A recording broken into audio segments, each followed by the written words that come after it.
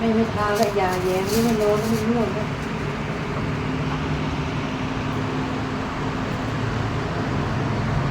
นั่งอยู่ข้างนอกมันจะเย็นไม่นั่งนานก็ไม่ยอมลงไม่มาที่จะมา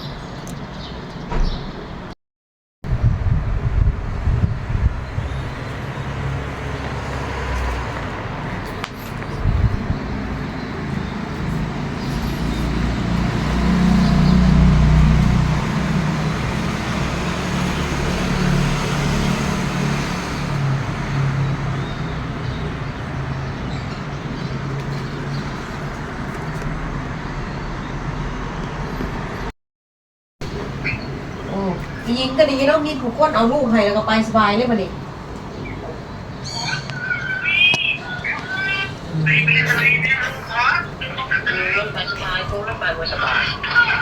เอาไปยังคือบนสบาย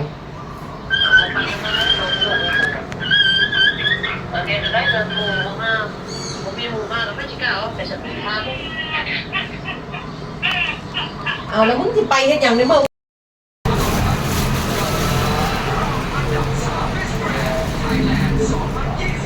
เขากำลังหนีกันอยู่นั่นน่ะที่คนที่เป็นหัวหน้าตึกถล่มอ่ะเขาตามจับกันเลย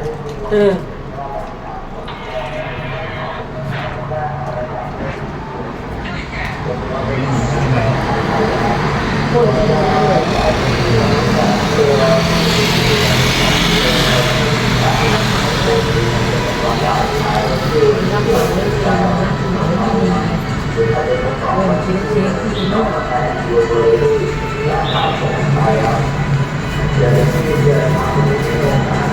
่ทำ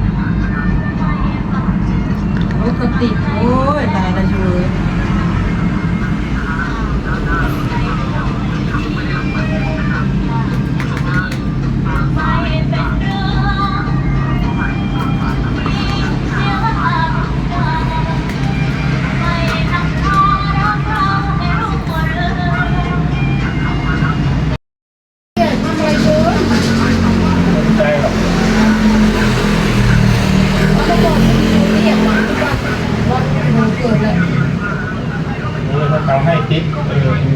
น่าภูมิใจนี่เรื่องผูกเลือด ไม่30,000อ่ะวันนี้ไม่30,000 เป็นพันอ่ะ เอาเหลืองกูยังไม่ได้เลย30,000อ่ะ คนละพันอ่ะนะครับคนละพันคนละพันแล้วก็ต้องไปเนี่ยเป็นต้องลองสี่เลย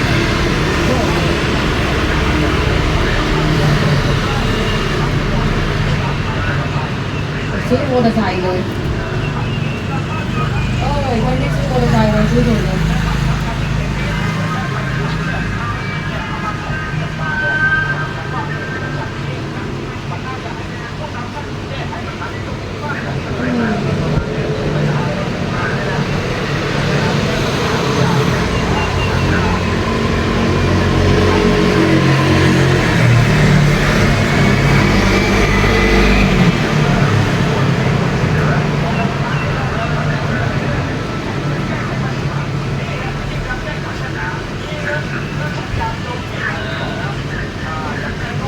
อย่าไปถ่ายนิ่งนะลูกนะเดี๋ยวมันหล่นลงไปนะคะโทรศัพท์อ่ะ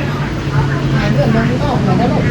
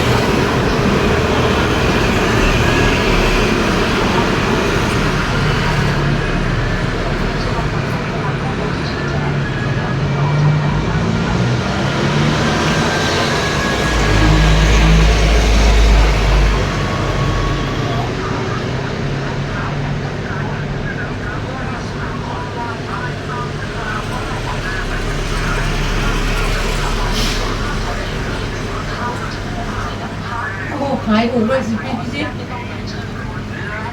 คอนโดขายถูกด้วยอ่ะ ไปซื้อเนี่ย ไม่เอาด้วยหรอกขายถูกขาย10,000กูก็ไม่เอาอ่ะ